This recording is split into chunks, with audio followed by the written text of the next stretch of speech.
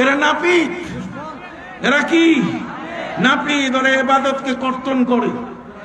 সম্মানিত সুধী, এরা 3 রাকাত বেতেরকে কয় রাকাত? 1 রাকাত বানায়। আপনি মনে করবেন এইগুলোই নবীর দুশমন। কথা বলুন, এগুলোই নবীর কি দুশমন? আমরা কি 3 রাকাত বেতেরকে 1 রাকাত বানাবার সুযোগ দেব? আমি এদেরকে নাম দিছি এজন্য নাপিত।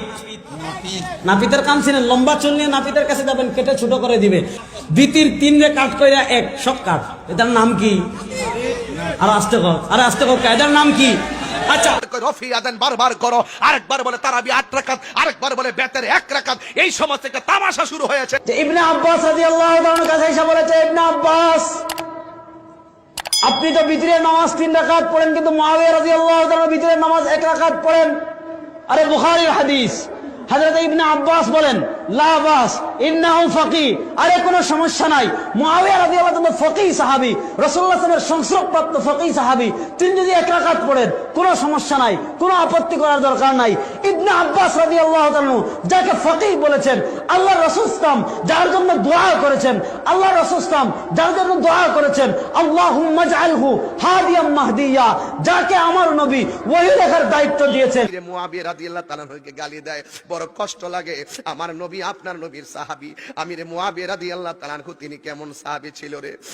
যুবক ভাইরা আমার, একখানা হাদিস আমি বলছি, আল বিদায়া ওয়ান নিহায়া 4th জিলদের 8ম জুজের 165 পৃষ্ঠায় হাফিজুল হাদিস ইবনে কাসির রাহমাতুল্লাহ বলেন, ইমাম বুখারী তার বুখারী শরীফের কিতাবুল মানাকিবের অধ্যায়ের মধ্যে হযরত আমিরে মুআবিয়া রাদিয়াল্লাহু তাআলা সম্পর্কে বর্ণনা করতে গিয়ে বলেছেন, আন ইবনে আবি মুলাইকাতা রাদিয়াল্লাহু তাআলা আন قال আও তারা মুআবিয়াতু বাদাল ইশা'i বিরাকাতিন ওয়া ইনদা মাওলালি ইবনে আব্বাস রাদিয়াল্লাহু তাআলা ফাআতা ইবনে আব্বাস রাদিয়াল্লাহু তাআলা قال আও তারা মুআবিয়াতু বিরাকাতিন বাদাল ইশা فقال দাহু فإنه قد صحب رسول الله সাল্লাল্লাহু আলাইহি ওয়াসাল্লাম।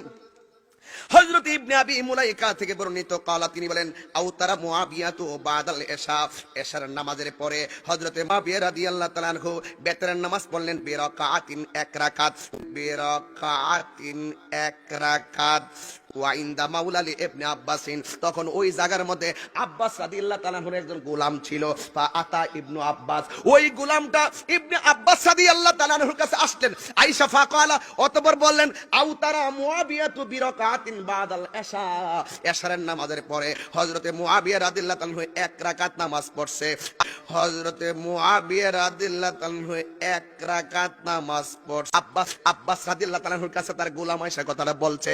ফাকালা, হযরতে আব্বাস রাদিয়াল্লাহু তাআলা আনহু বলেন, দাহু, তাকে ছেড়ে দাও। ফাইন্নাহু, নিশ্চয়ই তিনি কদ সাহিবা রাসূলুল্লাহি সাল্লাল্লাহু আলাইহি ওয়াসাল্লাম, কারণ হযরতে আমিরে মুআবিয়া আল্লাহর হাবিবের একজন সোহবত প্রাপ্ত, সান্নিধ্য প্রাপ্ত একজন সাহাবী।